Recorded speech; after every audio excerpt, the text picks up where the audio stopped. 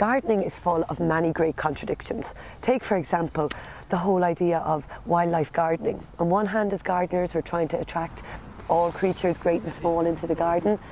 But on the other hand, some of those great creatures can do a little bit more harm than they can help. Sometimes at this time of year, it just feels like, you know, the whole garden is under attack. Everybody loves a good seed bed. So as gardeners at this time of year, we're raking, we're digging over, we're trying to get a fine tilt just to direct sow seeds. But unfortunately, cats, dogs, foxes, everybody else loves a fresh seed bed as much as we do. So there's loads of options. You can put up barriers, you can put wire, you can put up fleeces. But one option I think is really attractive is just simple use of twiggy hazel sticks.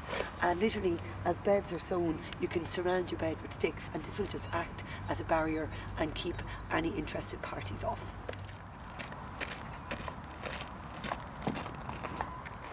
So every year in gardening you learn something new. Like, just say last year we sowed these grain waves here in Airfield, absolutely destroyed by birds. I spent, I'd say, 3 days trying to put makeshift supports together to try and hold up nets. So this year, forewarned is forearmed. So I decided to recruit the help of a friend, a really good willow and hazel worker. So we came up with this idea. Now, not completely our own, we were inspired by pictures we've seen from France and other places, but just to simply erect a hazel hurdle fence around the grain waves. This will have double actions. Number one, it's going to hold the nets to keep the birds off.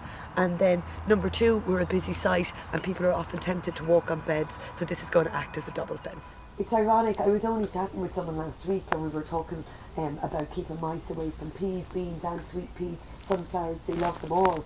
And they were saying an old tip is to actually to soak seed in liquid paraffin prior to sowing. See, liquid paraffin, it's non-harmful to humans. But funny, I was being all smug and like, mice have never touched my sweet pea, so I ignored that step and now I'm paying. Oh my gosh, I can't believe it. Well, the evidence is clear. Look at this. A mouse has obviously set up a home, a kind of luxury hotel at the top of our propagator, and it's been feasting happily on all our sweet pea and our sunflowers by the looks of it. Okay, off to the shop to buy a mouse trap for me.